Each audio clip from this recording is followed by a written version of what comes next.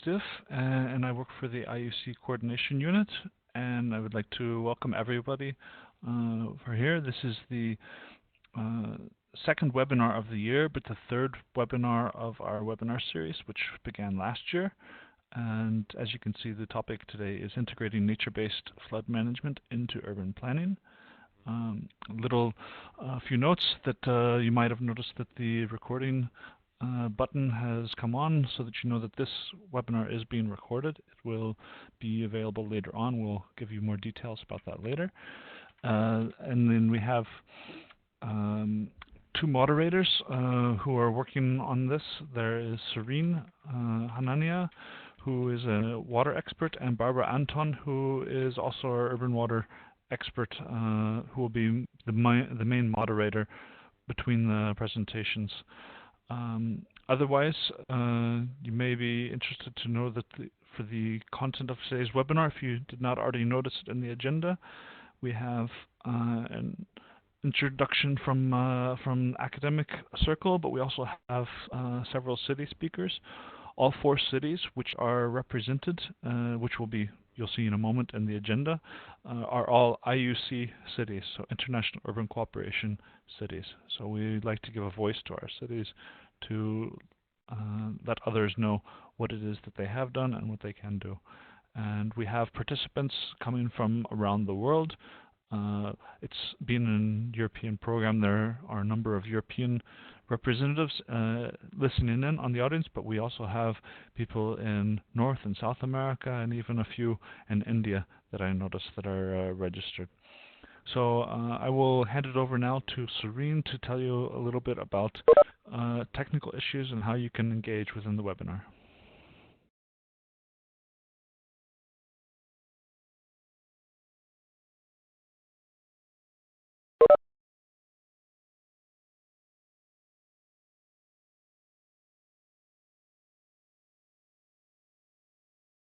Serene, we can't hear you if you have to unmute yourself. Hello from my side too. Thank you, George. So we have already done a test at the very start, and I see that most of you can already hear us and have been in touch with us. However, if you are having any problems, please let us know and write us directly in the chat, and we will assist you as much as we can. You will see that we have 2 opportunities in the webinar for interaction. These will be the question and discussion sessions right between the presentations and at the very end. In case you have any questions or want to ask the presenters questions, please write them in the Q&A section, which you see on the right-hand side. And it would be very helpful for us if you address the question to the presenter, so you let us know who you're addressing your question to. And otherwise, I would ask you to please keep yourselves muted throughout the webinar so we can hear clearly and have no distractions. The webinar material will be made available later, so in case you want to access anything, that will be made available for you. That's it from my end, and I will hand over to Barbara Anton. Yes, also from my side, a cordial welcome to everyone. Thanks for kicking things off, George and Serene.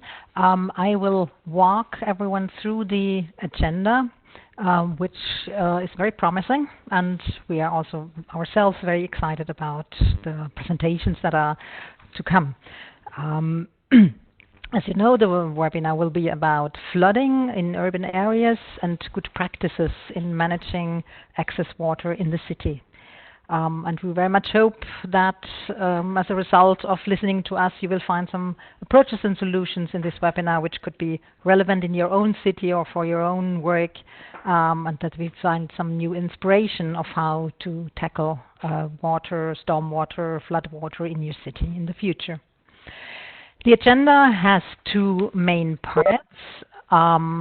So we will hear 2 cases that are focusing on stormwater management, and then a second set of 2 cases that will more focusing on flooding that is caused by rivers. So we talk about pluvial and then fluvial flooding. Before that, Professor Chris Zevenbergen from IHE Delft will set the scene and give us an introduction on flood management in a more general sense. And I think there's not a lot more for me to add, and I would like to invite Chris to start with his introductory presentation.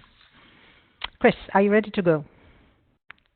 Well, first I would like to give the IUC webinar presentation. So if you could hand me the ball, sorry, George. I missed it out. Yeah, so we want to first say a few things about what is this IUC program in the first place. Yeah. I think just to give a general overview, I won't be very long about it, so we'll get to the meat of the matter with Chris, but I just want, for anybody who's not aware about IUC, which stands for the International Urban Cooperation, and we are an European Union program, and we aim to link up cities and regions to each other, and that they can share some solutions and on sustainable urban development. And this is also in support of international agreements, Paris Agreement, Urban Agenda, Sustainable Development Goals, whatnot. We work on all of the Sustainable Development Goals in multiple dimensions, social, environmental, and economic, and this is something we do regardless of the countries involved. We also work on the Urban Agenda, and this is based on long-term visions from the EU, which is ever evolving at the moment. You see 12 listed here, but this is also adapting. We have some basic themes that we work on, and this is also very much evolving. You can see here that today's webinar will be firmly placed in the water resources and management sector, but it has overlaps into nature-based solutions, and I'm sure that there will be overlaps into adaptation or even smart cities. There's lots of overlaps between these things. So these are hardly exclusive of each other. We have three main pillars in IUC. First is that we have city-to-city cooperation. Second one is in support of the Global Covenant of Mayors initiative, which is then focused on adaptation and mitigation. And the final pillar is for interregional cooperation. So this would be between provinces or whatnot within the different countries around the world. For city pairings, you might be interested to know that we work in a number of countries. We have 21 within the EU, and at the moment we have 66 EU cities in all of these pairings, and you can see all of the other ones that we have from Asia, South America, and North America as well.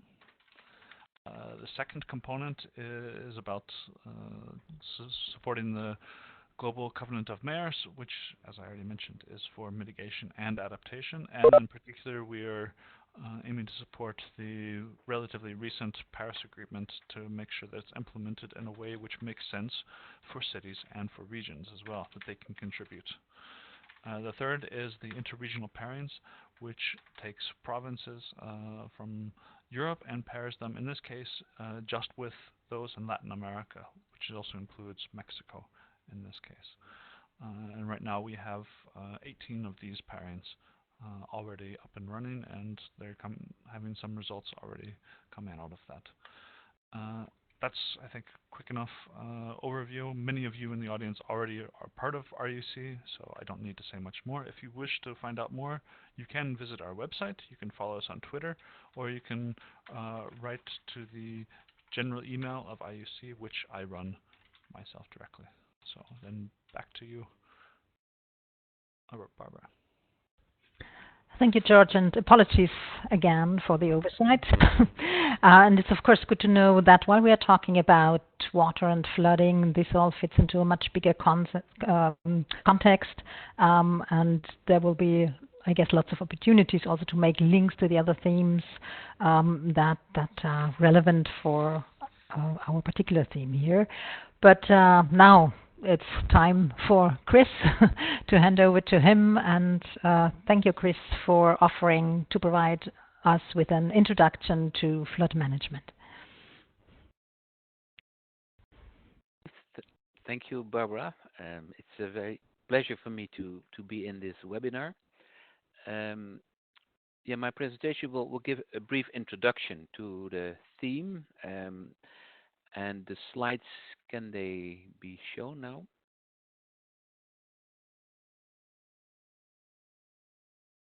Hello?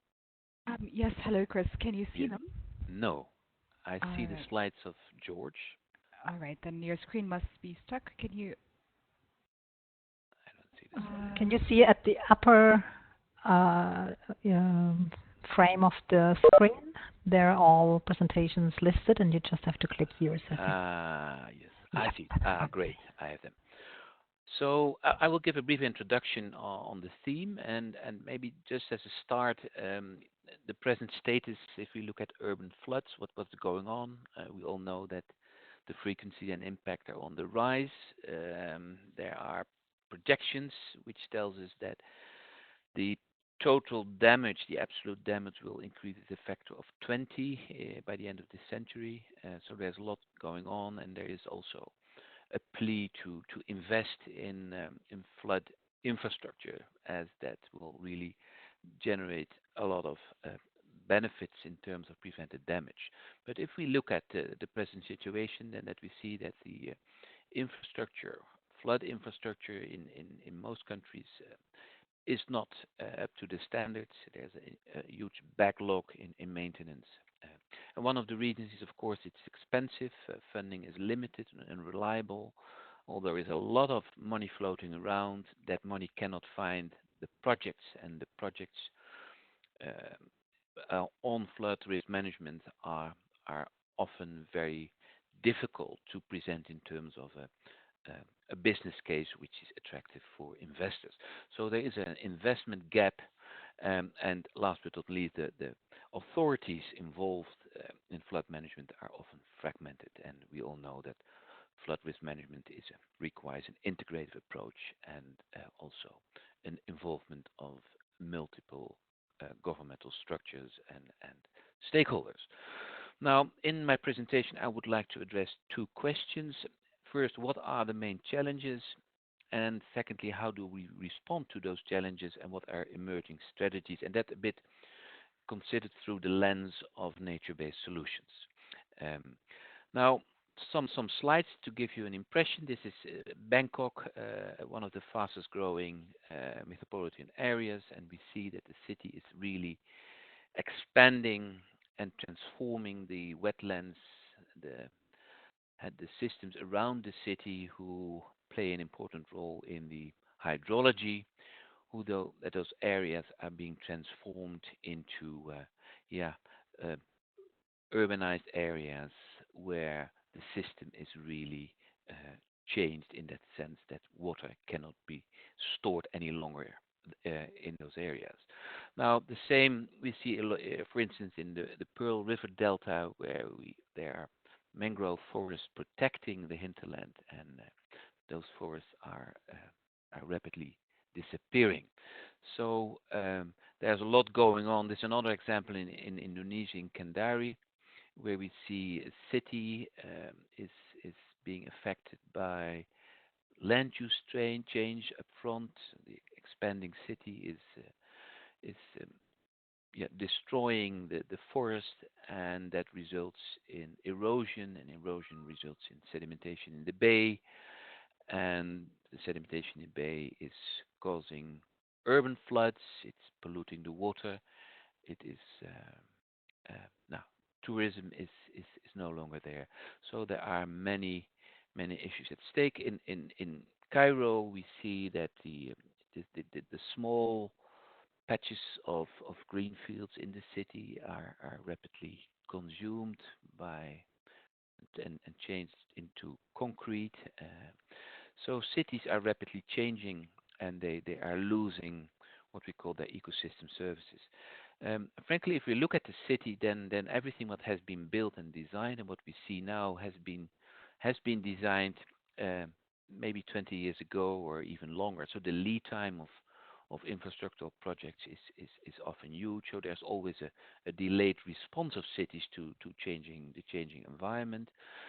We also see that planning, if any, and most of the projects we see, I think it's around 80% of the project worldwide, which are not really part of an integrative long-term plan, and they are mostly based on static conditions. So climate change, socioeconomic changes are often not included in the design, And we also see that the drivers which are acting upon the city, they show an acceleration in the dynamics.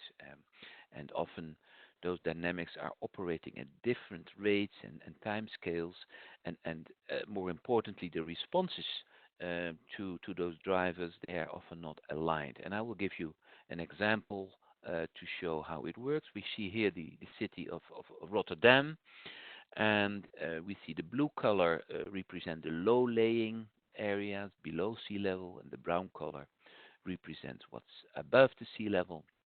And what we see is that the city has to deal with an increased river discharge from the hinterland. There's more intense rainfall. There are more peaks, more extremes. The sea level is rising, and according to the new IPCC scenarios, we have to adjust our future projections from 1 meter to 2.5 meters by the end of the century. There are more extreme storms, and as a result of the fact that we have to remove water from our low-lying areas continuously, the soil is also subsiding. So what you see in a snapshot, that this city has to deal with a lot of uh, changes, a lot of dynamics, and how to reconcile all the dynamics. The economic growth needs to be accommodated. The risk of floods needs to be mitigated. So there are a lot of challenges for a city as Rotterdam, but this is a typical picture we see in every city. So if you look at the trends, then it's obviously that the complexity is increasing, and the dynamics are increasing. Cities need to be smart and sustainable and resilient, whatever that may be, and there's a lot of pressure on those local governments. But we also see that those local governments, they are also the agents of change.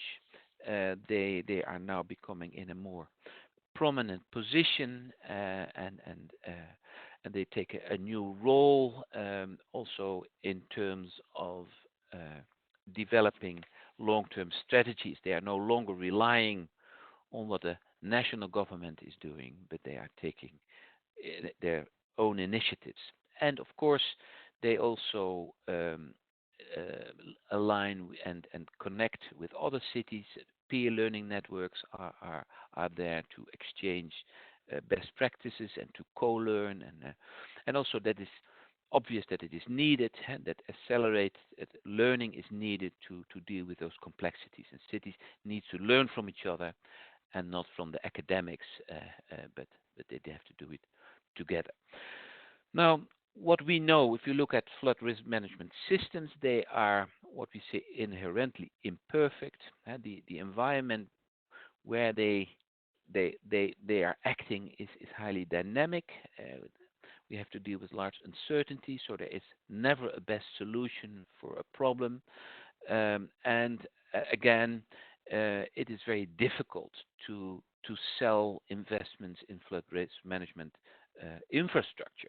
We know that the costs upfront are high, but the benefits are remote and uncertain. So there is a challenge, and of course cities are the most vulnerable places we know. So now, what do we want? And we want to have a healthy city, a green city, a city which is livable. And so there are this picture has been made by the city of Rotterdam, where we have been in the past. We saw the city was much greener than we see now. There was impervious area within the city, but now we want to have that sort of romantic aspiration that we want to develop pathways to become green and to become a city which is resilient. Now that is our aspiration. We see happily a lot of examples where cities have taken up that role and are becoming greener and using the urban dynamics, the renewal cycles to insert more green. Now this is an example of the city of Kaohsiung, where a brownfield has been transformed into a green field, a pond to retain floodwater, and a beautiful park.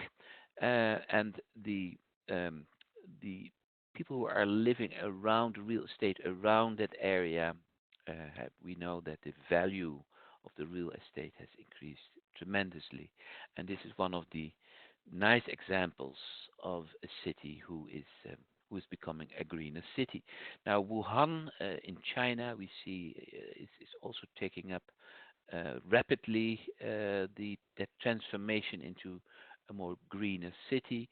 And another example is Kunshan. And what we see here is that urban agriculture is now also being one of the examples which is successful. This is an agricultural land within the city, and the beauty of this example is that a lot of people who are coming to Kunshan or are migrating to Kunshan have an agricultural background, and they have the opportunity now to have a plot within those green areas to grow their own crops, and is a private company who is delivering the service to accommodate this process. So urban agriculture is now really combined with green nature-based solutions. It's not parks, no wetlands, no, it's urban agriculture, which is here.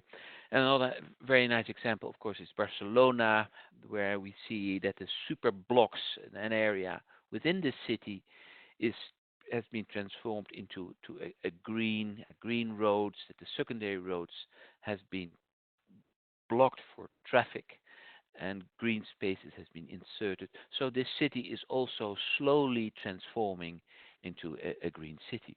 An example is in Alexandria, where we see that the green spaces which are left now and which are used for agriculture are now being preserved, and the city is now valuing those green spaces as important areas for the people living in Alexandria. And finally, this is the Green Heart in the Netherlands, our Delta Metropole. Within the middle of the Delta Metropole, we have our Green Heart, and we are doing our utmost to preserve this area. And has a very important role to play in the hydrology of this metropolitan area, but also in terms of recreation as well. Now, what we see is that blue green infrastructure is explicitly used to manage floods, to deal with extreme flood events in cities, and also ways to connect the different dots in green dots in cities is now becoming part of, say, a transformation strategy of cities, and that of course requires a paradigm shift.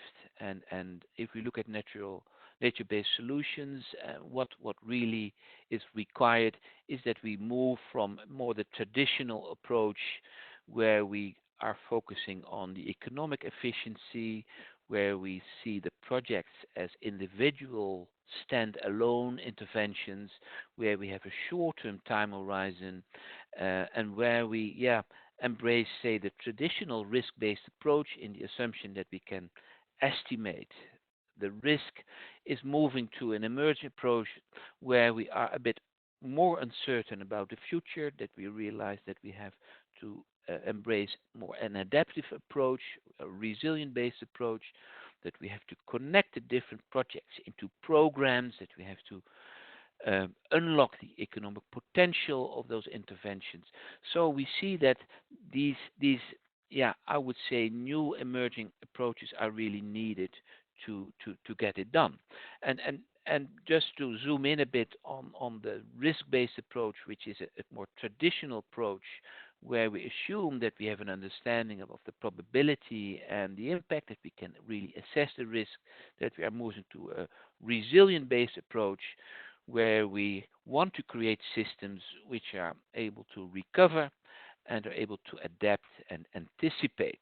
Now, and green infrastructure is extremely well placed to serve that role, to give that additional value to those systems. If we look at the features of nature-based solutions, at least as the way we frame it, it is very important to to have an understanding about the local context, much more than the traditional systems. Nature-based solutions and the design of nature-based solutions really require a thorough understanding of that local context, more than the traditional gray systems.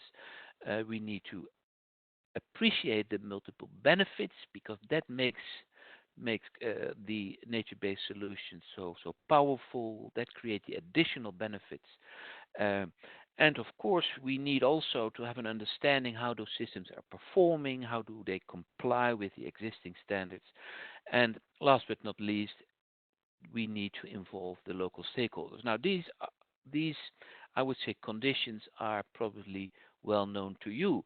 But if we look at the practice nowadays, we see that there are still challenges which needs to overcome. We have challenges in terms of, we call it the accountability gap.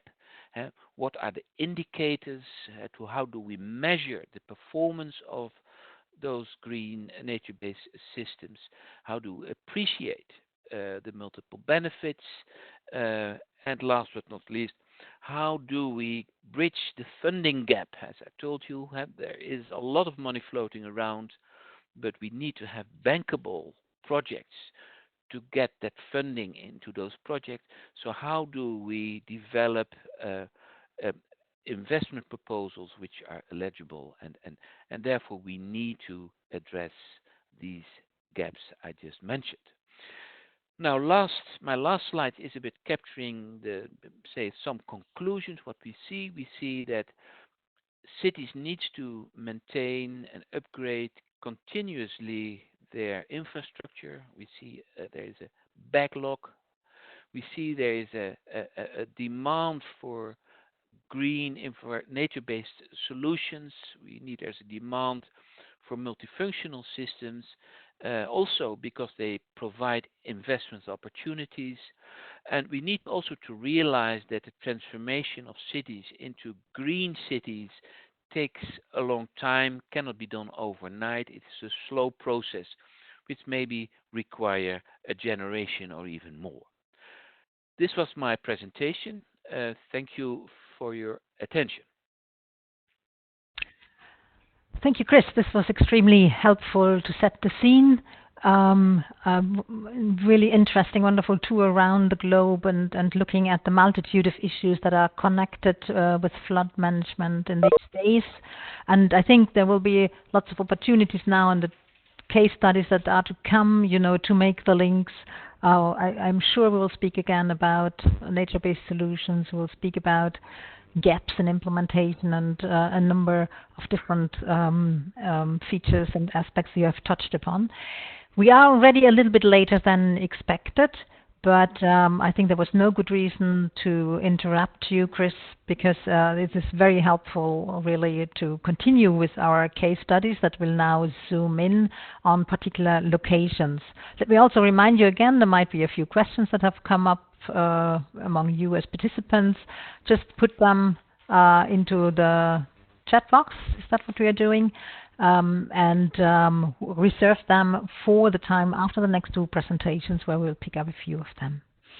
So with this, I would like to hand over to Ricardo and Bruno. They are talking actually from a different perspective also. Again, about nature-based, mainly about actually governance issues and democracy aspects in flooding management, something that might often be neglected. So let me hand over to Bruno and Ricardo. Good afternoon, everybody. Can you hear me all right?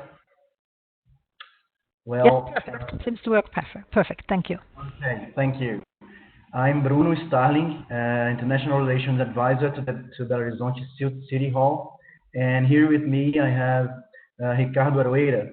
He is the Director of the Urban Water Management Bureau of Belo Horizonte. I'm going to make the presentation, and Ricardo is going to make some appointments when or if needed, okay? Well,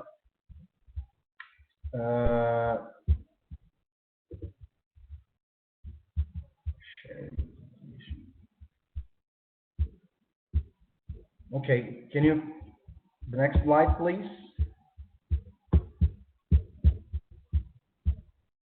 You can do so on the left side of the screen. Yeah.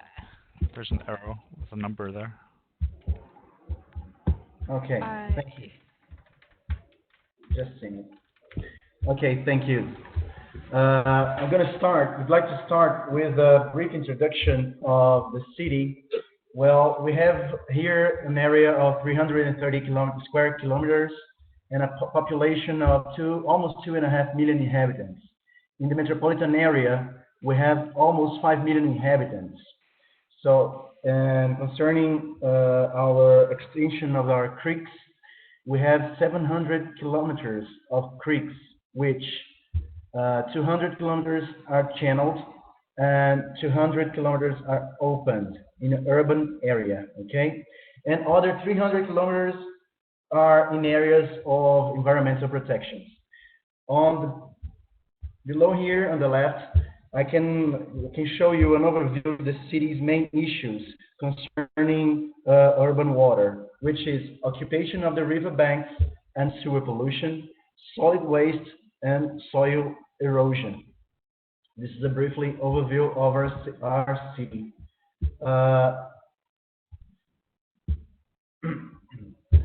Well, this slide means shows you about our flood risk management policy and the courses of action taken by the city. I'd like to draw your attention to the Municipal Master Plan and Land Use of Occupancy Regulation. Well, the Municipal Master Plan is the city's main regulation of construction. It establishes the criteria which have to be considered in every aspect, from urban water management to urban planning and going through housing and street designing. So everything that involves construction must have been predicted, but must have been planned previously on that master plan.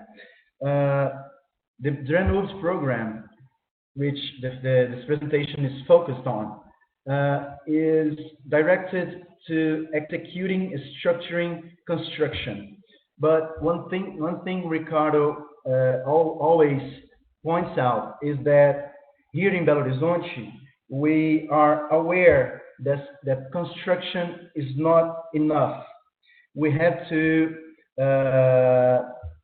stay always aware that continuous public policy of risk management must have been going on, because there is always the unexpected, which is the rain flow. We don't know when and how much is going to rain on a certain period of time. So we have to be aware of the unexpected. So besides construction, we have to be aware of planning, management, intensifying maintenance services, monitor hydrological risks, and act preventive and contingency. This is a brief scheme of the main institutions and city halls bureaus that are involved in urban water management in Belo Horizonte. As you can see, it concerns not only the city administrative structures, but also Copasa, which is a state infrastructure structure. Belo Horizonte is the capital city of the state of Minas Gerais, and Copasa is connected to the state of Minas Gerais, so it's part of this public administration of the state.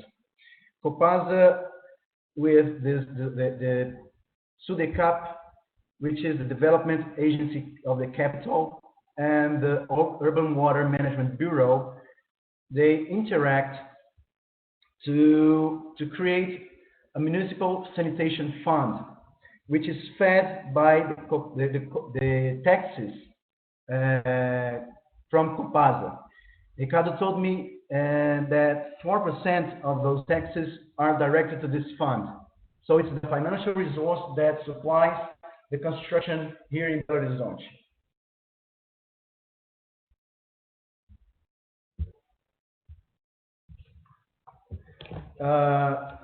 I'd like to recall the second slide that I show you. It's about the Municipal Director Plan, which is the main strategy of the DRENUBS program. There are some proposals in this draft plan of for zoning environmental preservation and defining special guidelines areas of environmental interest. So we describe below these strategies, which is land use and occupancy compatible with support capability. We understand that in natural terrain, permeable vegetated area must be required. So in every natural terrain, we must have vegetated area or green areas. The definition of specific typologies concerning flood risk areas. The contention through specific occupation plans of valley bottoms, and environmental preservation. And we understand environmental preservation as a means of keeping areas for sanitation works through the establishment of parks and recreation areas for the population, which means that it dialogues with the second item I told you, that in every natural terrain, we must have permeable vegetated area. The next slide I'm showing you now concerns the soil sealant in Belo Horizonte. Okay, the redder the color is, the more sealed is the soil. So the main area where it's sealed is concentrated in the middle part of our territory. According to the city flood chart, there are 82 areas with high flood risk within the municipal territory. 44% of Belo Horizonte's land is sealed. It is concentrated in the mainland, in the main city center, almost in almost at downtown. So due to climate change, our experts expect a raise of 32% in the relative variation of events associated to heavy rains in Belo Horizonte. It's important to tell you that the rains in Belo Horizonte are concentrated in the summer period, in from October to March. The rains are concentrated in this period, right? It's important to say that. Ricardo is telling me that it's about 1,500 millimeters per year, and most of it is concentrated on the summer. So there are some structuring interventions made by the DRENUBS program, and those are the main guidelines.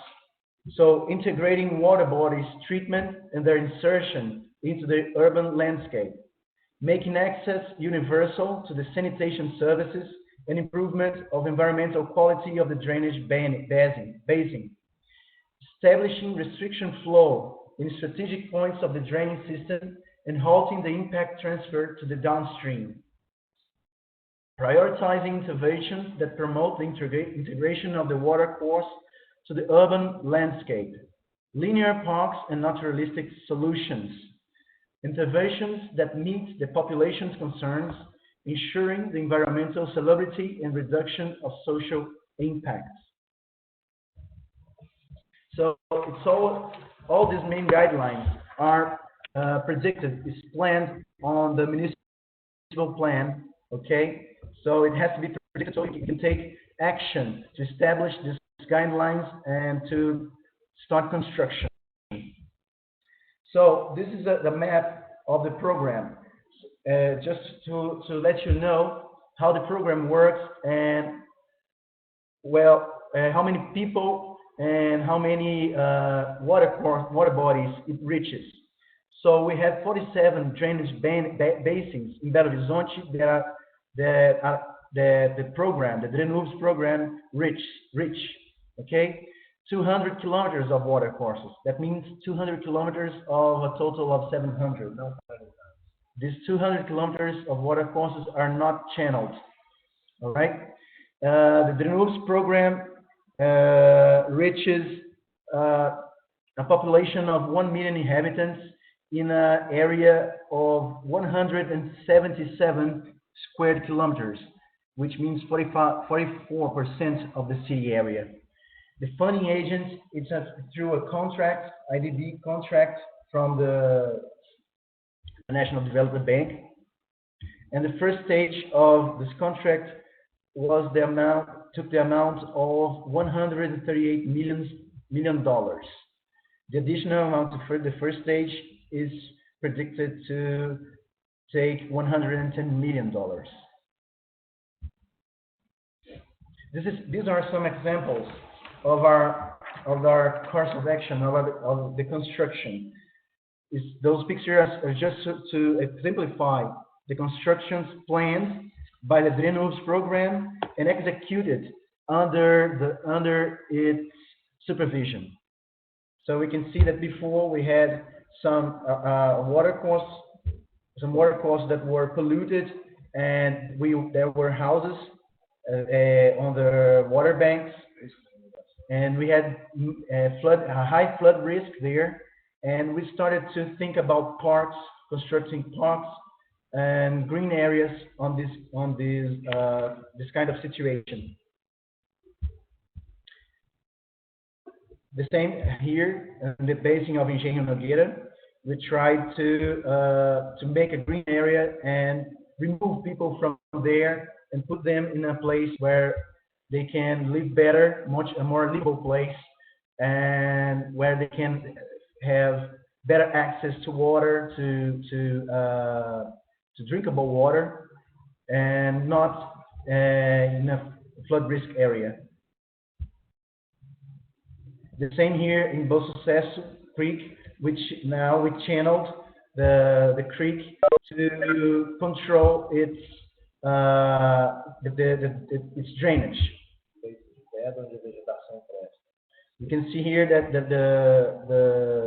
the water is surrounded by stone that we built it, and the vegetation is planted there to hold the soil. And below the picture, we have a barrage to contain the flood. It's in the same place. Here we have an hydrological map to understand the flood risk alert. We have a monitoring system of this flood risk alert, which I'm going to explain better on the next slide, where we have a flood chart, which this map on the left, we mapped the flood risk areas, the main flood risk areas in Belo Horizonte. We had 9 regions. The city is divided in 9 regions with 82 flood risk areas. So we mapped it, and this mapping guided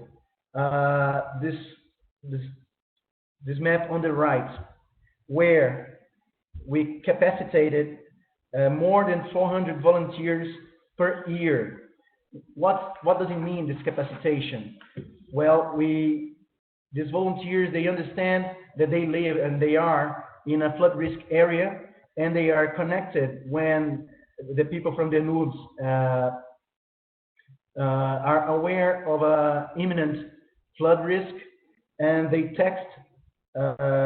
send a text message to them to alert them of this imminent risk.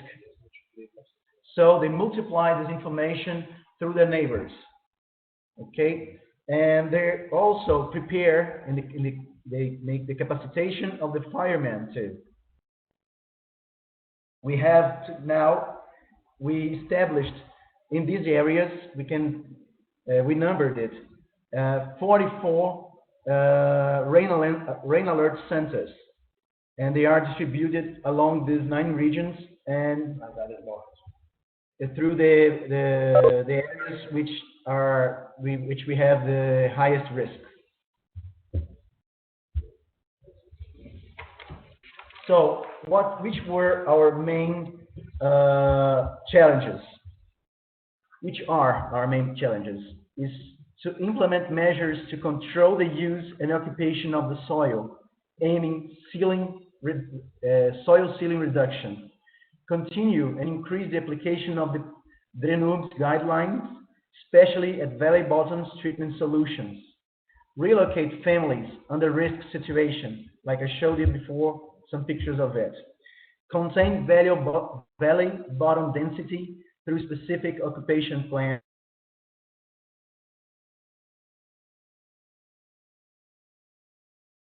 Flood alert. Improve the water and Bruno, flood it seems like you're monitoring. losing the audio on and off. Sorry. Okay. Can you hear me now? Yeah, now we can hear you. Yes, now we can hear you.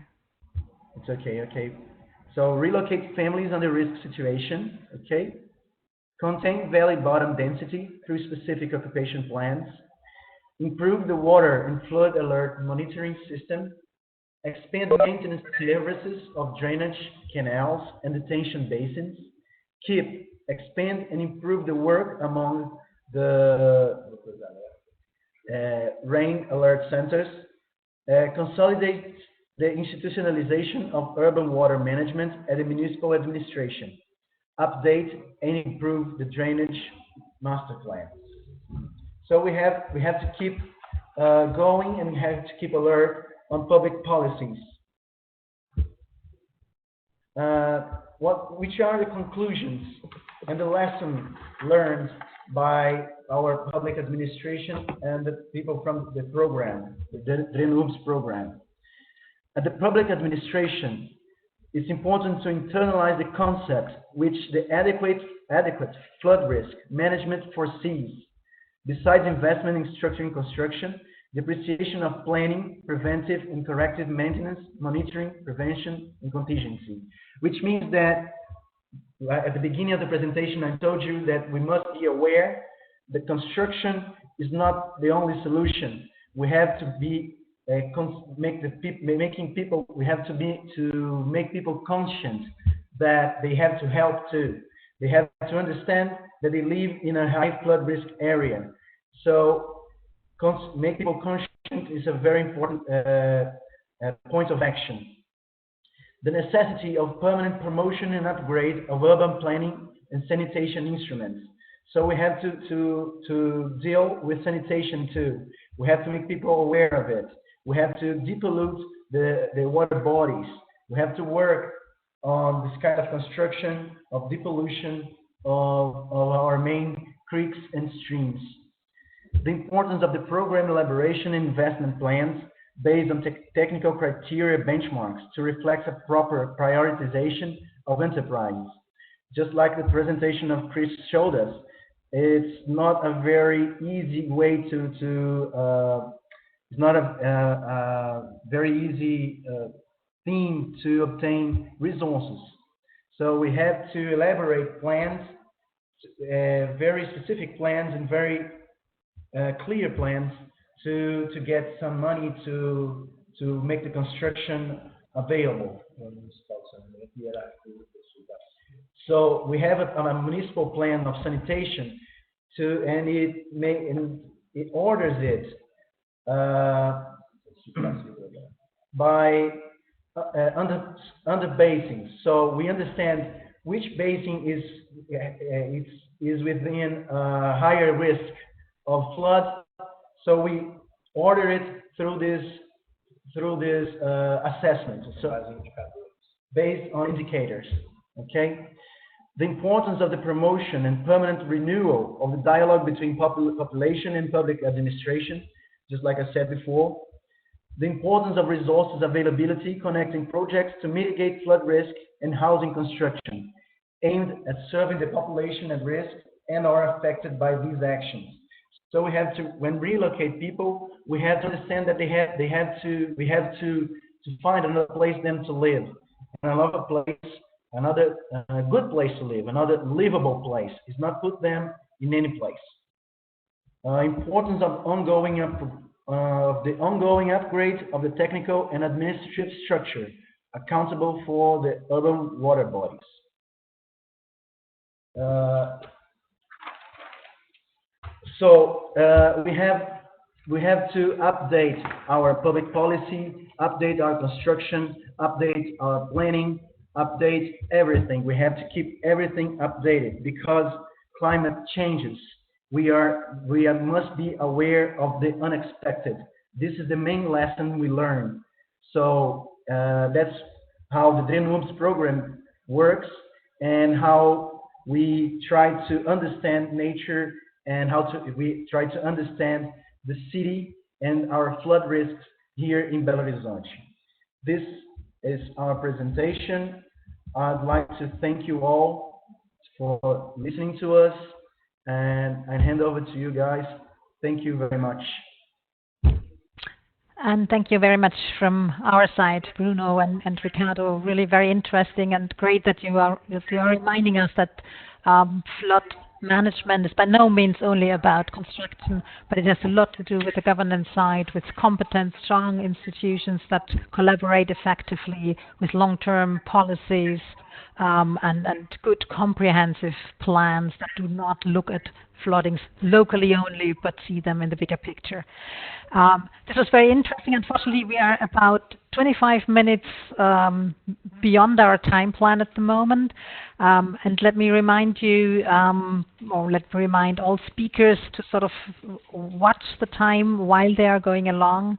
I mean, it was very interesting so far, and I would have had a hard time to say, no, please stop now. We have other speakers here. And I do not want to put overly pressure now on the remaining speakers that have equally interesting things to tell us, I guess. So let us go along and see how we fare, but still for the remaining speakers, please try to watch the time a little bit. Okay, over to Carrie Clark, remaining on the American continent, but going further up to the north. Carrie, please go ahead and tell us about your approaches in Burlington. Thank you very much. You can hear me, I hope. I'm a professional engineer and manager of development and stormwater engineering in the city of Burlington. It's a pleasure to join our fellow IUC cities today to tell you about our experiences in Burlington.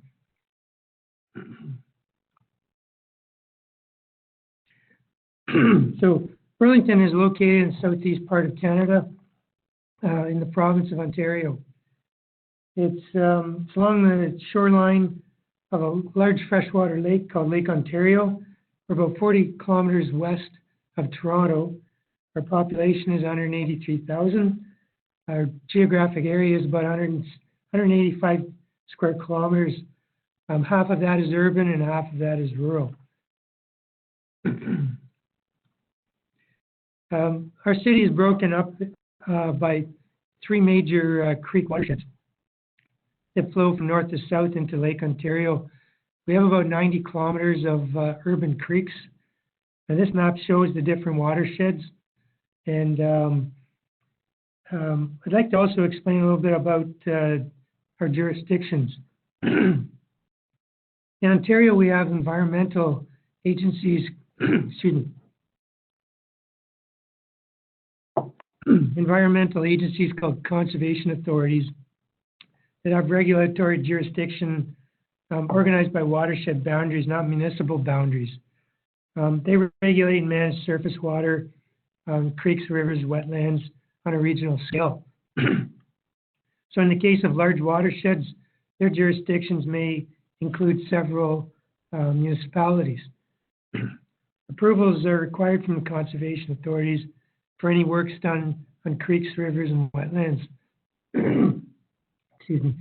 The blue area on this map is actually an area that was affected by the major storm that we had, which is the challenge I'd like to discuss. In August of 2014, we had a very big summer rainstorm. 190 millimeters of rain fell in 8 hours. I'm guessing that for some of you this may not appear to be a big storm, but believe me, for us it was a very big storm. And this graph shows several of our largest storms we've experienced over the last 20 years. To the left of the yellow, which is the August 2014 storm, there's several smaller storms that we've received. And to the right is what we refer to as our regional storm. It's our current maximum design storm, and it's an actual storm that occurred in 1954, which was the remnants of an Atlantic Ocean hurricane called Hurricane Hazel. So for us, the 2014 storm was a very rare event. It flooded two of our major highways. It flooded several railway underpasses. It flooded many residential roads and homes. And incidentally, in the older areas of our city, which are basically right along the shoreline of Lake Ontario, a lot of homes being built before stormwater management design standards came to pass were built very close to creeks, obviously because it's a beautiful place. But many of these homes are now in what we recognize as floodplains. Unfortunately, the land that the city owns along the creeks is very limited. So there's not a lot of room to redesign these creeks to current, more nature-based green standards. Also, many of our community parks were flooded. Thousands of homes and businesses were flooded in this event. Our proposed solution was as follows. We used the Doppler radar data and modeled the rainstorm. We identified the highest rainfall intensities and used that to do a sensitivity analysis of all of our stormwater infrastructure across the city to determine where we were most vulnerable to flooding, both riverine and urban areas. We developed a flood mitigation program and action plan, and our City Council also approved an additional $20 million in funding. Okay. How the plan was developed and who was involved. The plan was developed using a very carefully coordinated cooperative approach on several levels, including many city staff, a very experienced consulting engineering firm who had worked for many years in Burlington, our conservation authority, and also a regional government who incidentally is responsible for managing our water and wastewater systems. And then one of their major concerns is inflow and infiltration from stormwater into their wastewater system. That's the collaboration. And of course, input from our residents is always very welcome. Our action plan involved the recommendations coming out of our action plan. The major recommendation was a shift to the priority of focus to flood mitigation. Previously, it had been more focused on erosion protection in our creeks.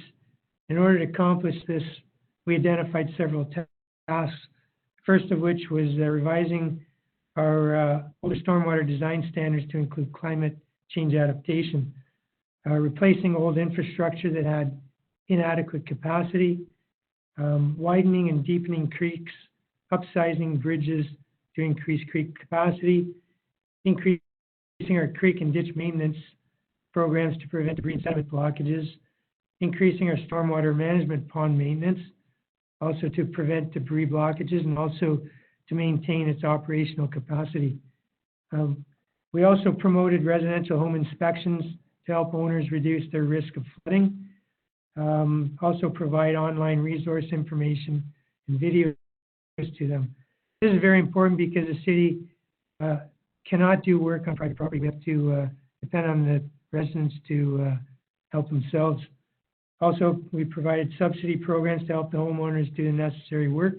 This was at our city, regional government, also province of Ontario levels. We also promote the use of low-impact development on private properties. The homeowners, through their homeowner inspection and neighborhood workshops, we provided a lot of information to them. We're installing new rainfall and creek flow gauges in cooperation with our conservation authority to develop a more full flood alert system. And we're also updating creek models, which from an engineering standpoint, some of them were quite old, some over 20 years. Then we also, from a staff point of view, we're participating on various advisory committees related to flooding, vulnerability, flood mitigation, and home insurance issues. And we're involved with many cities across Canada, engineers, government staff, utilities, contractors, and the insurance industry. Now, with respect to local urban planning, our engineering group also reviews engineering designs for new developments. So it fits very well for us to make sure that stormwater designs are consistent with our flood mitigation program. How do we get our stormwater measures connected to urban planning? As part of the planning process, the city has several guiding policies that determine the requirements of new development designs. I don't want to get into this in too much detail, but our strategic plan, official plan, give us guidance. Also, we have a mobility hubs plan, which it identifies specific requirements on major transportation hub locations. We have a sustainable development advisory committee that provides guidance and comments. And I've also mentioned about our conservation authorities and the watershed designs. Now, all of our designs must be completed by professional engineers.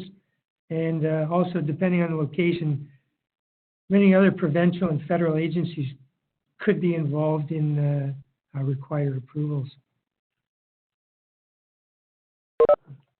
So, how do we ensure that our stormwater flood mitigation requirements are embedded in our process for new development? First of all, we're updating, we're in the final stages of updating our stormwater design standards to include climate change adaptation, with review of global climate change models, and also our intensity, duration, frequency storm design curves, which is the basis of our stormwater designs. Secondly, where necessary, replacing and upsizing old infrastructure is part of new development requirements. This could involve redesigning bridges, creeks, culverts, overland flow routes, and storm sewers. Next, we require stormwater source controls in the forms of low-impact development on new developments, such as infiltration beds, rain gardens, bioswales, and permeable pavement. Also green roofs, and we've implemented a new, more robust stormwater quality control program to help reduce the transportation of sediments downstream. Also, diversifying end-of-pipe design requirements in the forms of new stormwater designs, underground superpools, and also rooftop storage. Where these facilities are to be taken into ownership by the city, we also have a very strict protocol to ensure the operational integrity before we assume ownership.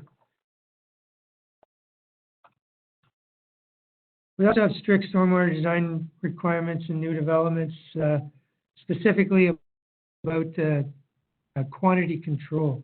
From a technical point of view, from my engineering friends, we require developments to over-control a 100-year post-development peak flows to 5-year pre-development level. The simple explanation of that is that significant reductions in peak flows outletting to our storm sewers and creeks are achieved, thus reducing the risk of downstream flooding. Also, where old land uses exist and they're being redeveloped, stormwater designs are included where none previously existed. This obviously provides an even bigger positive impact. In Burlington, stormwater management design was not incorporated until 1977. And then lastly, maintaining our shoreline protection. In 2017, Lake Ontario experienced its highest water levels in over 100 years. And it was a real eye-opener for us. So now we require shoreline protection to be designed for extremes. In summary, the following are the most important lessons that we've learned. Most obvious one is that climate change adaptation is a necessity. It must be supported and funded appropriately by our politicians. Flood mitigation is a high priority in our stormwater program. We thought that we were in good shape here in Burlington until the 2014 storm happened, and obviously it showed that we weren't. We need to replace aging infrastructure that was built according to older design criteria and build new modern design standards that include climate change adaptation. New developments must be held to very high standards of design resiliency. Also, inspection and maintenance is critical. Ensuring good construction standards and preventative maintenance is undertaken. We've enhanced all of our programs, and we've also provided our field staff with additional training and requires certification through a Canada-wide program. And finally, it's very important to educate our homeowners about their flood risks and how they can reduce these risks. Many still don't understand those issues, and we've really reached out to them to try and help them to understand that. And that's my presentation. Thank you. Great. Thank you, Gary. That was, again, also very interesting. And thank you also for sticking to the time that was allocated to your presentation and for focusing on also this aspect that we wanted to highlight in particular, which is that all flood management measures and policies and plans have to fit in within the wider planning exercises of the city and the wider development aspirations. So now, in spite of being late, we would still want to pick up some of the questions that have come up in the meantime. So I hand over to Serene to make us aware of what these questions are, and then we find one of the first three speakers, I hope, to provide us with an answer to them. All right, thank you very much, Barbara. So we already have received a couple of questions. So I will ask the panelists to whom the question is addressed to unmute themselves to answer them. I would also want to remind our audience that they can constantly at any time write us questions in the chat or in the Q&A section, and we will be reading them out loud. So the question as I have is from Anna from VNG International, and it is directed to Bruno and Ricardo from Belo Horizonte. And she says, it was said that one of the main objectives was to achieve access to sanitation for all. Are there any informal settlements in Belo Horizonte, and are they going to have access to sanitation as well? And would this potentially result in a conflict with the interests of the local government by, in a sense, formalizing the informal settlements? So, Bruno, would you and Ricardo be able to take this question? Yes, we can take this question, Serene. Just can you give me a minute, please? Yeah, absolutely. I will, while Bruno and Ricardo take a minute, I will also ask the second question, which is addressed in general to all panelists, so maybe you can think about an answer in the meantime. The question is, do you have tips for other cities on how they can motivate citizens to contribute to this, which I see is a kind of crowdsourcing task supporting the city? I think this is probably also addressed to Belo Horizonte.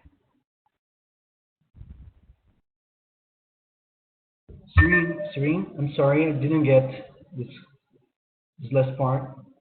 All right, I'll reread the question. Do you have tips for other cities on how they can motivate their citizens to contribute to this, which is I think this refers to the volunteer NACs, which you mentioned, in which the person who asked the question sees as a kind of crowdsourcing task that supports the city.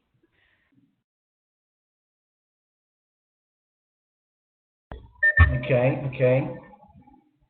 We can take this question too. And we need just another minute, it's okay? All right, sure, take your time.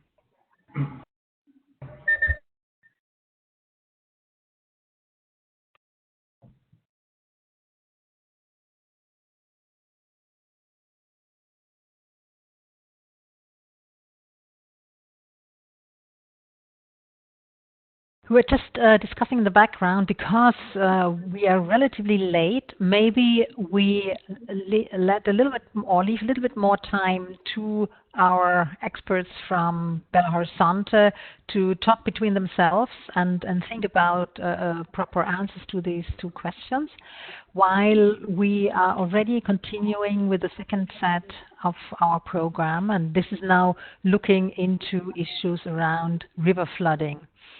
Interestingly, this is now the female part of our agenda. It happens that we have women speakers from here, and we are first going to the city of Genoa and looking at some nature-based solutions and urban nature labs for flood protection. So we are going ahead. As you can see, we are, 20 minutes late still in our program. At the same time, this will all be recorded, so if some of you feel, oh no, I cannot stay longer than 5:30, feel free to go back to your desks or go home or do whatever you have planned for the rest of the day. And you can always then come back to the recorded version and listen to the remainder of the webinar. I think we should not overly or extremely rush through the remaining presentations, which are still, I think, from what I've seen and heard, very interesting, and I think they deserve the same attention as the earlier presentations. So from here, I'm handing over to Stephanie and Sonia, who will show us some practices in an Italian context. Hello. Hello. Yeah, we can hear you well. Go ahead, please. Okay, thank you. I'm Stefania Manca, together with Sonia Zarino. We belong to the Genoa Municipality, Italy, and we would like, first of all, to thank you for the opportunity to share our experience with a so wider audience, and also to be together to the main speakers that we know, and we know their work. And so this is a small introduction. And we would like to bring you in our path as a city that is facing a lot of risk like the others that present before us. Resilience, risk management, disaster risk reduction are all transversal issues that belong to all of us.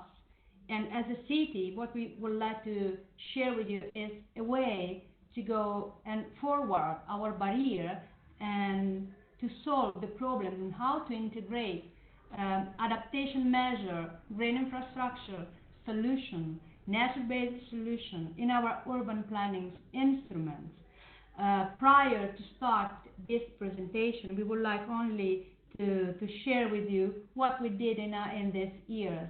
We start from a local awareness of our fragile territory and start implementing in EU projects a lot of pilot cases in how to solve the problem and facing one risk to another, or the vulnerability assessment of the territory regard the different hazards that affect it.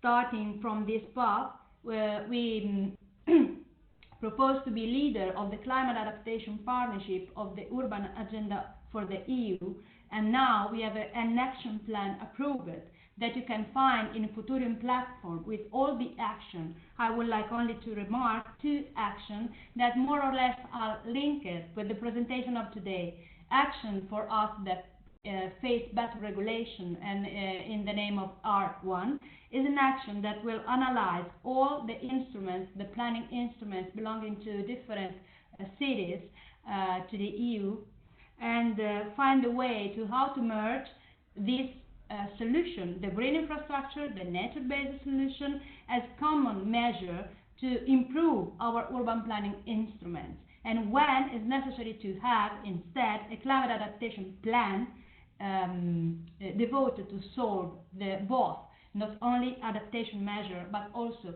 trying to mitigate the risk of climate impacts on the territory.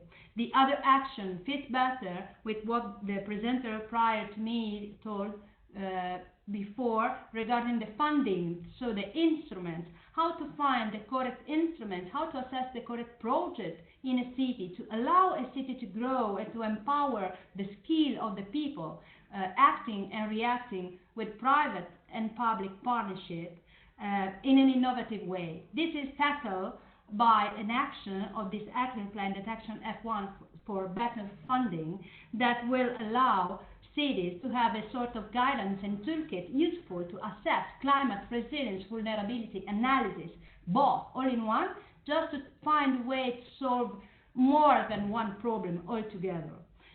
After this long introduction, sorry, I have to be honest, I would like to share you some slides. I will do it afterwards because I was sick in the last days, sorry for this.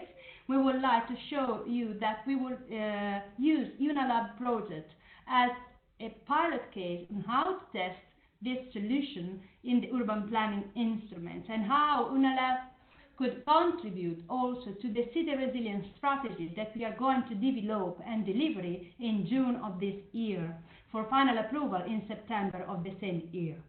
And green in the gray is more or less the mainstreaming of our adaptation measure in the city. And now I would like to pass the floor to my colleague Sonia, that will explain you our pilot case UNALAB. Thank you to all of you, and we are available for all questions and answers later on, or today, or via email. Thank you. Thank you, Stefania. Hello, everybody. I will present our project, UNALAB project, which is made under the Horizon 2020 UA program. We have a problem. Okay. Okay. We are in Genova, in the north of Mediterranean Sea, and in this case, nature-based solutions are demonstrated in Genova's Lagaccio district. Is a central and densely populated district, quite disorganized post-war urbanization, and in particular we have brownfield in a former military district. So the municipalities decide to develop this brownfield and to make a project to requalify all the former military district. Okay, you can see the area, the focus area. We are very central in the city. Is densely populated, about 12,000 inhabitants. But we are very clear, we're close with the old port, historical center, and other parks in the hills. So it's a very interesting site, and we would like to make a project inside in the city. Use the nature-based solution inside the cities. Instead,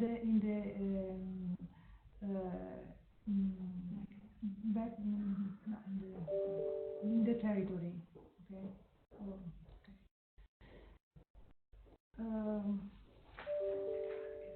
The main problem we would like to resolve is the management of meteoric waters, which in the last few years are concentrated in the autumn months. More and more often the rains are intense, and especially on the hills areas, erosion phenomena are created. So we studied many types of nature-based solution, depending on the project we wanted to achieve. And in the case of the project area, the soil has been made impermeable by buildings, and the rainwater creates streams that can be dangerous for people and things. Restoring the soil permeability is therefore a priority.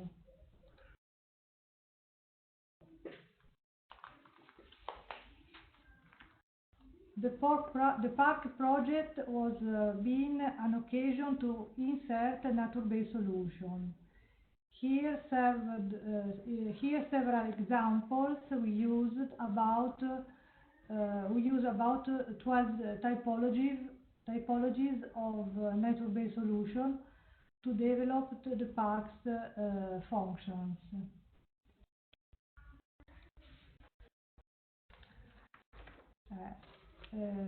The city urban plan identifies the area as a transformation district, recognizing its strategic importance for the city. The plan provides for the reduction of waterproof spaces and requires the planting of trees. So at least 5,000 square meters of green spaces and sport facilities are also planned. And the creation of green spaces must contribute to the ecological connections of the site. So our instruments are committed about using nature-based solutions. In general, our urban plan is inspired by the concept of environment sustainability as an essential element of planning.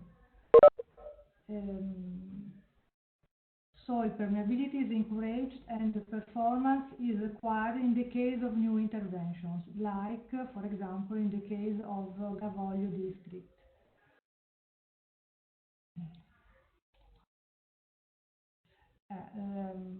A couple of words about our working methods, because during the planning process we cross our technical analysis with the information and requests of citizens, arriving at a cost-benefit analysis that led to selecting some possible scenarios. Later, it was decided to start planning the urban park and participate in the Horizon project.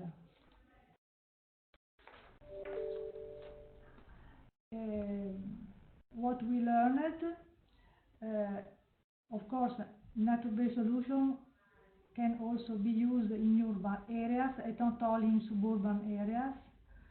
For example, NBS allow a more sustainable approach to environment challenges. NBS are favorably perceived by the population if explained in a simple and understandable way. This aspect is very important for managing conflicts and generating consensus around the project. NBS solve environment problems in an innovative way by improving the quality of life. NBS are an opportunity to have more shared approaches to planning choices. And NBS require the collaboration of various professionals and skills.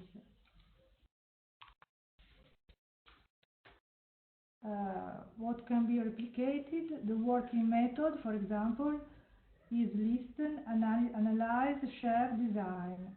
So a collaborative method was effective to get a good result. We can make an NBS catalog with other partners of the UNALAB project. We can study NBS in a urban context, and we can use multidisciplinarity and collaboration between professionals. We can develop the co-creation method.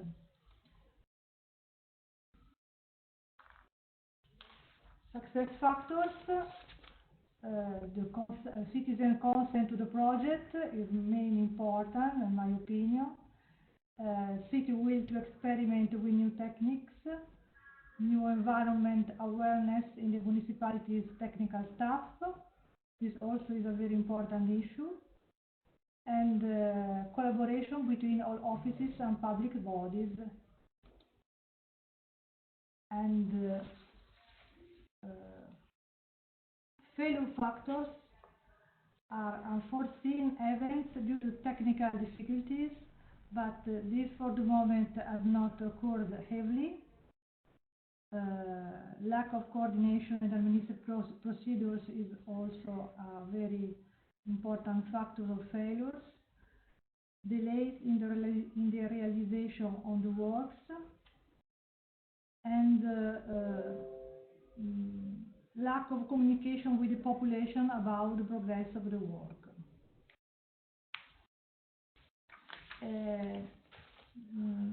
Some observation: the concept of NBS is not always clear for ordinary people, and it must be explained above all when they are the subject of a participatory process. People involved in the construction of the project take a positive attitude and try to contribute to its improvement. It would be useful to develop a simplified parametric system to evaluate the effects of using NBS at the design stage. And last but not least, a better understanding of the costs and benefits of nature-based solutions would help overcome resistance to their adoption. It is necessary to spread the knowledge of these new techniques in public administrations and economic operators as an alternative to traditional engineering solutions. Thank you. Thank you for your attention. Thank you, Sonia, and thank you, Stefania. Again, a lot of evidence that nature will play always an important role in managing floods, and there are very many ways to actually apply them to provide their good effects.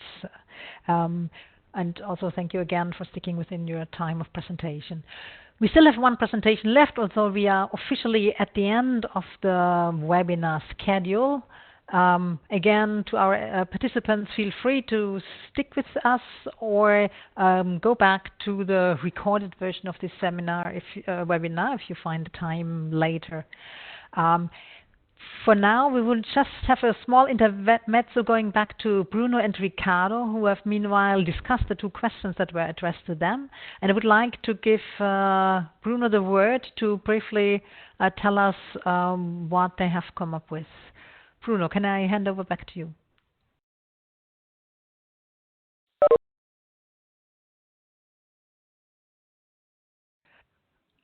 Bruno, Riccardo, are you still with us? At the moment, they obviously can't hear me. So we move on, and they have a second chance then to give us their answers after the last presentation. And this will be given by Leticia Leonhardt. We are going back to the South American continent, to Argentina. And Leticia will talk about urban green infrastructure to mitigate fluvial flooding in Rosario. Now we see that Bruno. Okay, so we postpone now the reply from Belo Horizonte still to the end of the webinar. Okay, Leticia, over to you. Okay, hi, how are you, everybody? Okay, well, as you told, I'm Leticia from Rosario, and I work as a technical coordinator in planning department in the municipality. And well, I want to thank you very much for the opportunity of sharing our experience. In this case, I am going to talk about the project and try to make some relations with the concrete experience. Okay. So, well, we are in the center of Argentina, in South America. Rosario has surface areas about 180 square kilometers and have also almost 1 million inhabitants.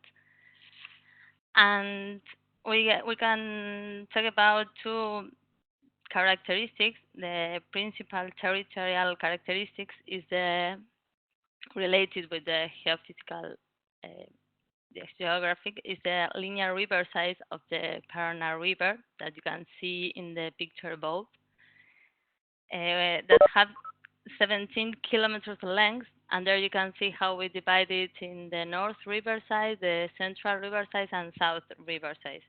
And we took that one of the principal urban planning characteristics is the transformation process that Rosario has been achieved on the river side since the 90s, especially in the central river side.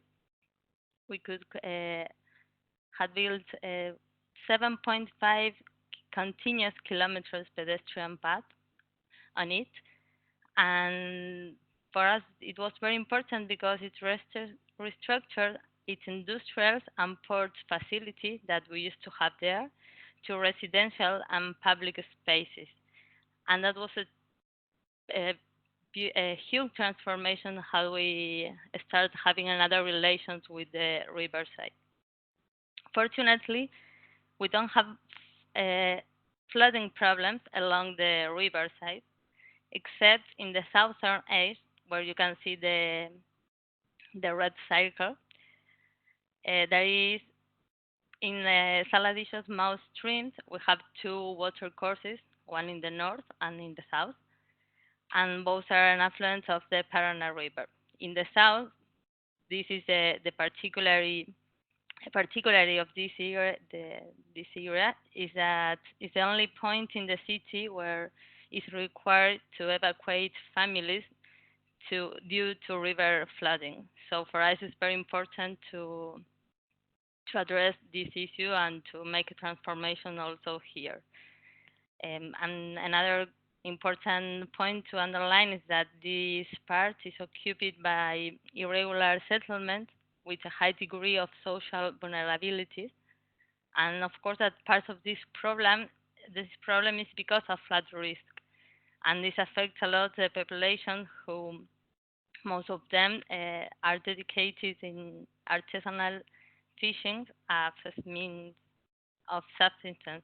This is a historical neighborhood in the city and has a lot of generations behind.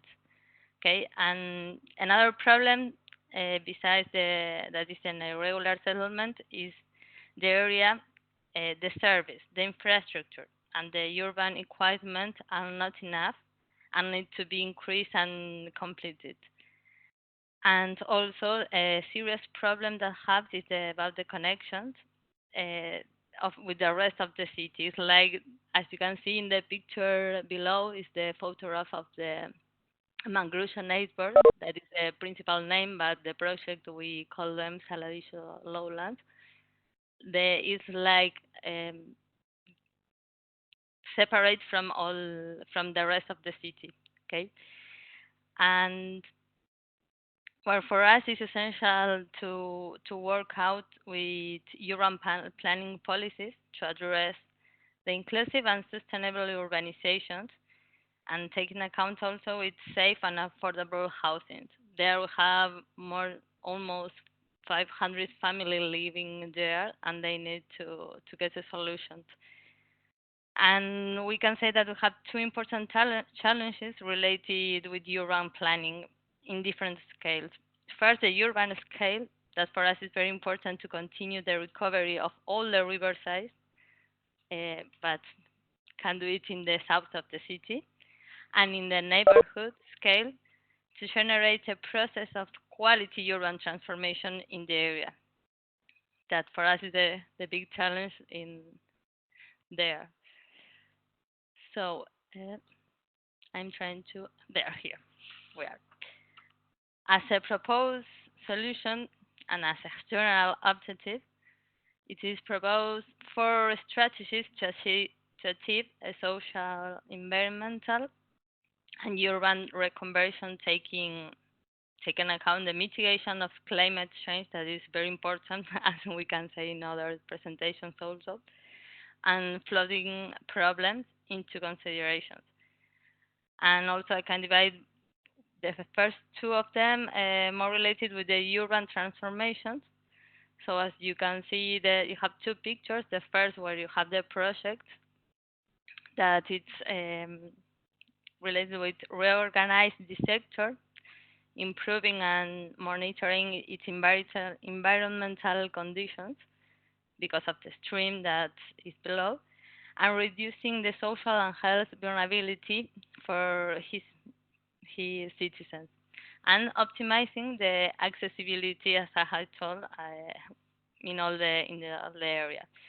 So the most important is to enhance the accessibility conditions with the city and the metropolitan also area, especially with public transport, because nowadays there is no public transport that can reach the neighborhood, and also consolidate a new connection to the southern parts of river system, okay, because it's also a potential area to promote new urban tourist routes, because it has as you can see there, the green part is a project park, and that could be a good opportunity for the neighborhood and the city itself.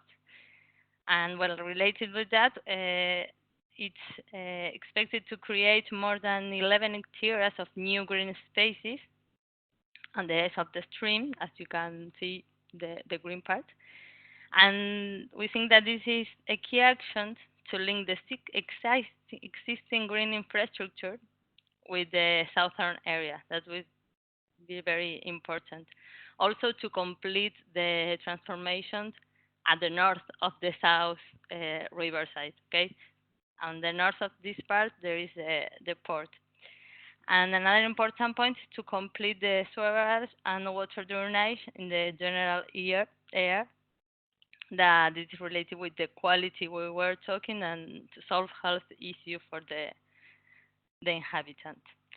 And the second strategy is related directly with the families. As you can see, the black points that are in the image below are the families that need to be relocated because they are in these are the parts of the families that are with the highest risk of flooding, so they need to be stay in another sector. But the point is we are going to build new houses inside this neighborhood, not in the other parts of the city. Okay, that is important point. And the rest of the family improve their homes. The families are they are not necessary to be relocated to another place. And yes, have an adaptation to climate change.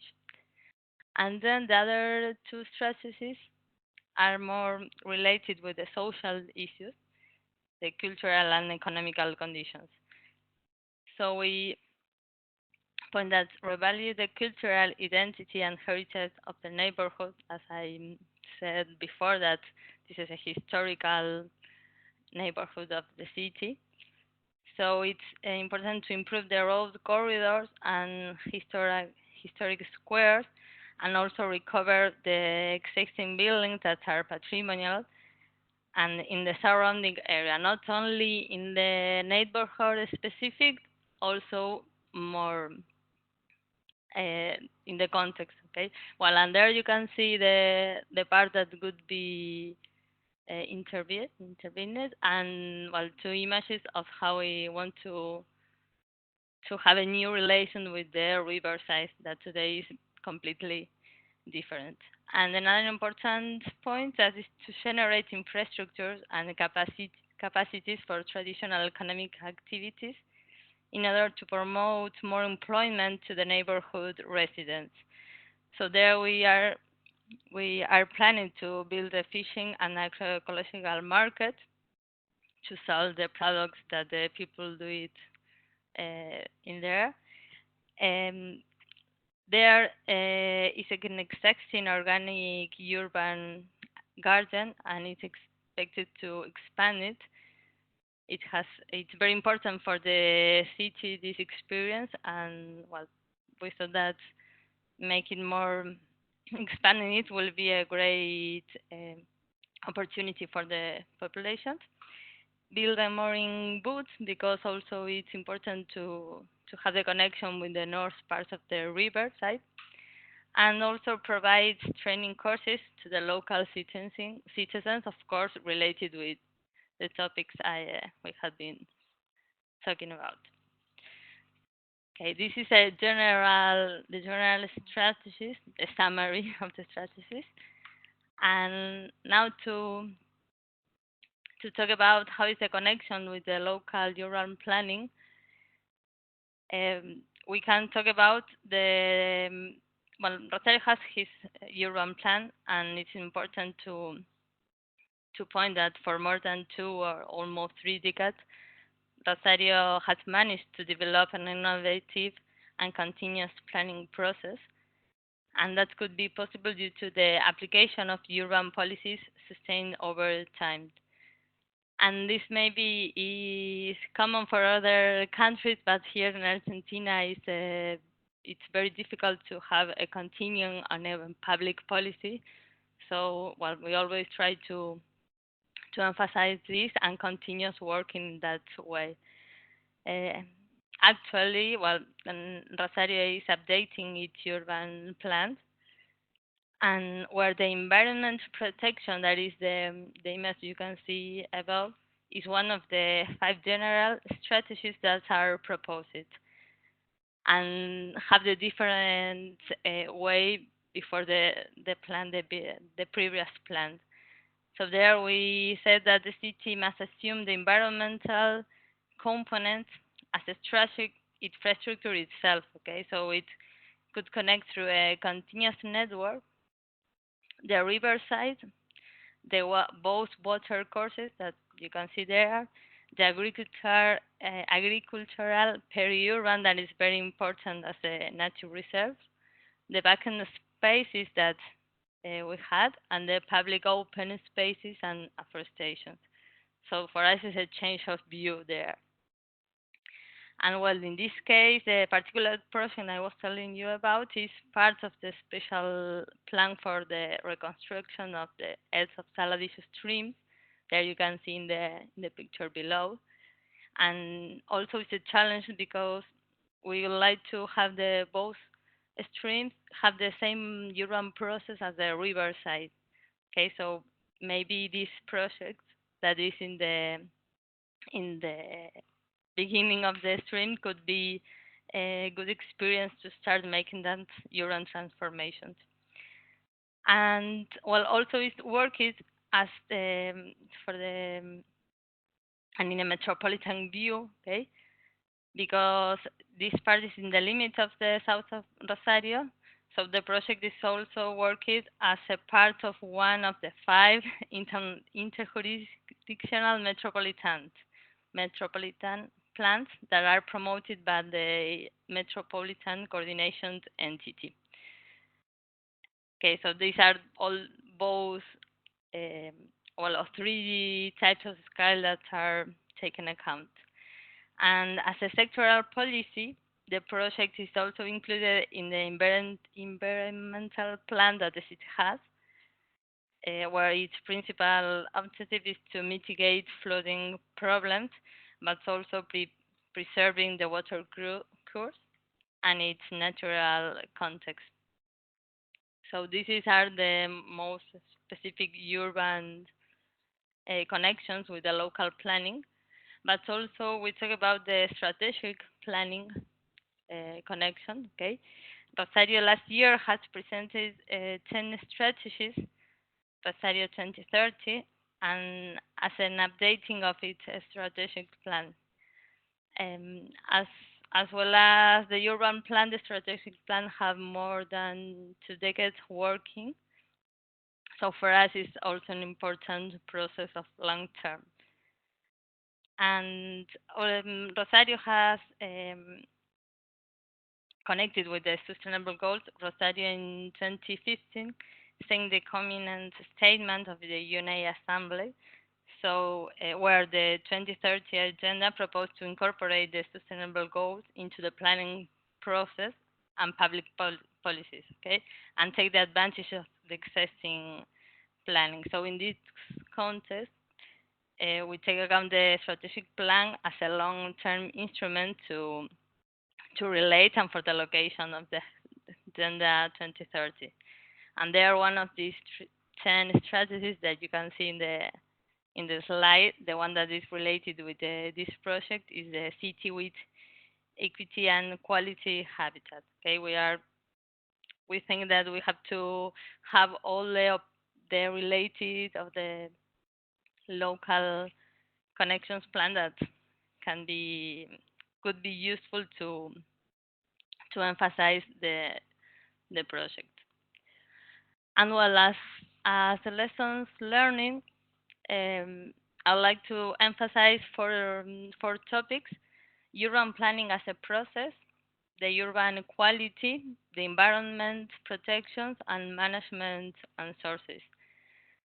And as a urban planning as process, I would like to show you or underline how the city has learned from other experience that can be replicated in other areas, concrete in this case in Mangrusho's neighborhood, this site having different situations. There in the pictures you can see how this is the central riverside transformation and how has changed from the 1980s to nowadays, and today is also in a process of building. It's not finished yet.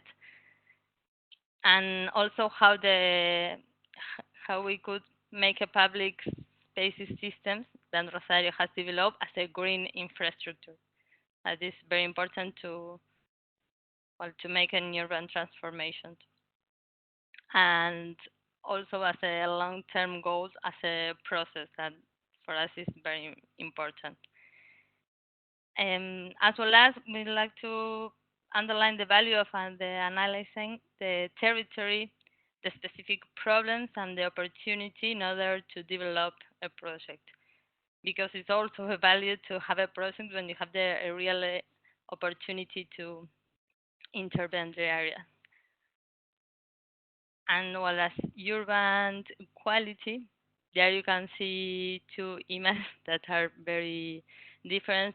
The Mangrusho's neighborhood itself, and there you can see the families that need to be relocated or improve their homes.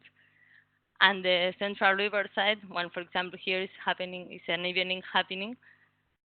So there we can see how it's important to have a quality, the quality conditions to improve the area. And well, Rosario has also learned to work on the improvement of area with social problems to transform them into inclusive and sustainable neighborhood in many parts of the city, because we have problem with irregular settlement, not also in the south, but inside the city. So where one of the most important points to emphasize is working out with solutions that do not involve relocate families in other neighborhoods. And this is a very important point because it's not the same when you relocate the families to another part of the city. We have experienced also that things, and it's a problem for the families because the families always want to go back to their neighborhood. So here we are trying to, and as a general policy of the city, trying to work in that way. And well, another important issue to address in order to achieve urban quality situations is to work out about with the urban conditions needed.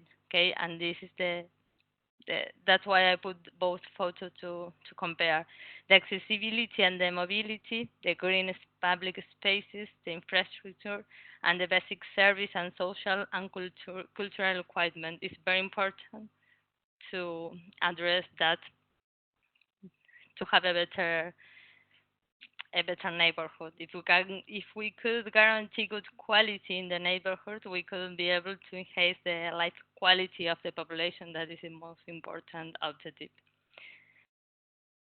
And well, as another, the environmental protection.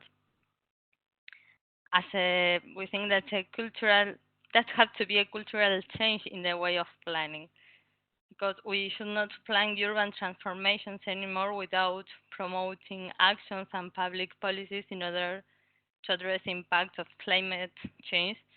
And of course, in this specific case, the adverse effects of flood risk. So, well, we think that here we are trying to make that cultural transformation, but not only for the municipality, also for the private sector and the citizens themselves. They have to make a change. As we were listening in the other presentations also, I think that this is very important for all the cities. And the last ones, lessons learned, we can say, the management and sources that also we have been listening to Chris and Bruno talking about that because it's very important about the financial sources. But well, here I would like to point for 4 points also. First, emphasize something that seems obviously, but not always happens or is not taken account.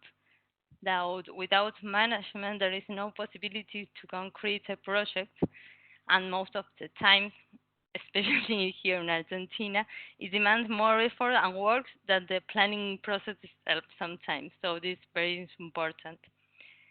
The capacity of the municipality to plan in different territorial scales and area as an intersectoral works, because we can't see or intervene the territory just with one way of looking. Okay, we need all the sectoral areas. The citizens' participation, that it's a challenge itself because it's very difficult to have a real citizen participation, but then the results are different when the local residents are involved in the development of the project or also in the construction. And well, the last one, that is about the value of having a project to get the financial sources, okay? Because in this case, for example, this project was presented to the national government to have the okay of the national government to then present it at the Green Climate Fund. But unfortunately, it was not possible to reach an agreement with the government. So, well, now we have the project, that is a good point, but the municipality has the duty to work out in order to get another financial sources. And it's the most difficult part because, well, we have to, all of the parts of the planning are difficult, but in this case, if you don't have the financial sources, you can concrete it. And well, as the conclusion, this is an area picture of an aerial photo of the neighborhood with the riverside, the south, the stream, the south that is another city, and in the north you can see the port and how it's related with the other part. Related and not related because of the accessibility problem. But while we consider a project like this could become a key experience to address flooding problems, transforming an area with several issues to solve, like this, for example, in an area of great opportunity to face. And in this case, could be possible. And of course, protecting people in vulnerable situations. And well, but we think that making the project, it has also already became a good experience to the city to be replicated in other neighborhoods where it's necessary to incorporate natural water management and integrated strategies. And well, just as the Sustainable Global says, make cities and human settlements inclusive, safe, resilient, and sustainable. We should aim to work on that. And that's all. Great. Thank you, Leticia. I think this has shown another impressive picture of how flood management is a lot more than flood management, but has to do a lot with urban development issues of all kind in the city that have to be observed and managed at the same time. We have really exceeded our time a lot now, but I still would like to hear from Bruno what he has discussed with Ricardo in terms of coming back to the question that was raised in between the two sets of presentations. Bruno, are you still with us? And would you still like, in a crisp, summarized manner, to tell us your response to the question, or questions actually? Yes, Barbara, we're here. We were having some connection problems, but we are okay now. Answering Anna's question, yes, we have informal settlements here in Belo Horizonte, and the main idea is to provide them with access to sanitation. But not only them, the idea is to provide the relocated families that, like I said in the presentation, we had to relocate families from the flood risk areas to another areas that are not under this risk, and we have to provide them with sanitation structure. I have some data here. I had time for this, and Ricardo told me, just like we said on the presentation, we had 82 flood risk areas, and we have in Belo Horizonte 85% of the sewage system is treated, and the garbage collection attends 97% of the population. So actually, summing up the answer and picking up this idea from Anas, actually the policy of the current government is to consolidate, is to regulate these informal settlements and establish the relocated families in areas that we can, through urbanizing these areas involving sanitation, infrastructure, and construction, we can provide them with basic infrastructure. That's concerning the first question. The second question, I didn't get the name of the person who asked it, but it was about tips to other cities and how to motivate the citizens. Ricardo was telling me that the program, the NUBS itself, has in its plan, in its actions of social communication and mobilization, and also plans of environmental education. So NUBS has specific works directed to these points.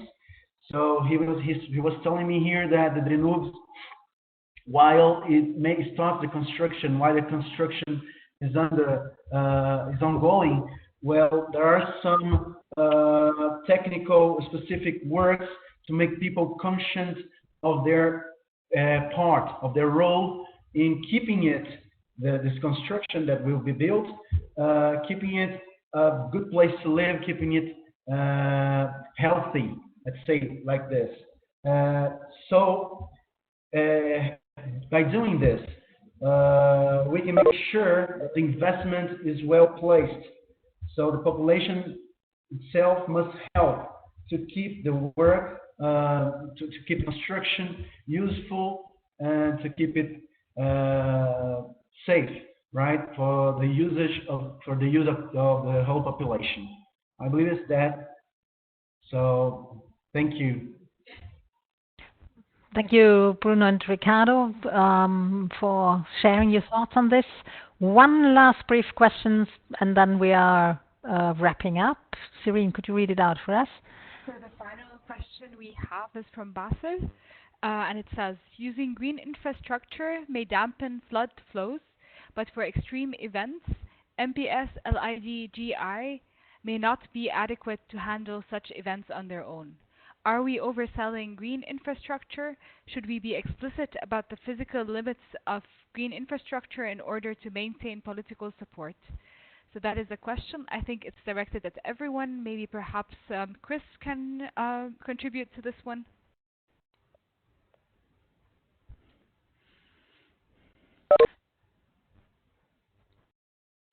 The relationship between green and grey infrastructure and the role of grey infrastructure, in particular in the case of extreme events. Anyone who wants to say some brief words about this? We've highlighted a lot the nature-based solutions, but they might not be enough in certain situations. Anyone to react? If not, I think we just take this with us as a very important thought and consideration. Something that also needs to be addressed and discussed while we're all very enthusiastic about the capacities of nature-based solutions, of ecosystems to help us manage flooding. There might be certain issues that also show that there are certain limitations, and the ecosystems are overwhelmed then with dealing with them and will not hold up against them. So with this, I would like to thank you for your attention, and in particular those that are still with us. I also want to thank our speakers. This was a very rich panorama of all different kind of issues, from governance to construction to nature-based solutions to public participation to stakeholder involvement. And I think I hope that we have managed to contribute a little bit to closing this gap that Chris indicated at the beginning, which is a capacity gap, and we leave some inspiration behind that might inspire, that might also trigger some new approaches on your side. So thanks a lot, and I hope to see you maybe in our next webinar again. This will be on wastewater management and take place on 10th of April in the morning of, say, European time now, or Central European time, at 10 o'clock. So the next webinar on 10th of April, which is about choosing locally appropriate solutions for wastewater management. Thanks a lot, and goodbye. Thank you very much.